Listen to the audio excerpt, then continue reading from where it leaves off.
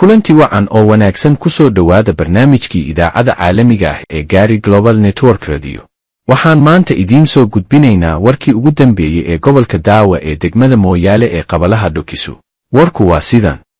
Waxaana soo gaadhay cabasho ka timid dadka deegaanka Dhukisu oo ku saabsan isbeddelka lama filaanka ah ee lagu rakibay mashruuca isgaadhsiinta ee Dhukisu ilaa Katama.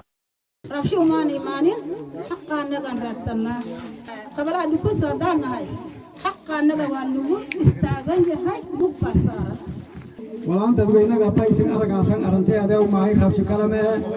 rabsho unina ma ogolini laakiin si sheena haytan sidaad og tahay centerka Dhukisu isgaarsiin malaha isgaarsiintii u soo baxday gudoomiyaha degmada Mooyaale ayaa waxay ku wareejiyeen ardayda markay ogaadeen inaan warqad haysano oo cadeen haysano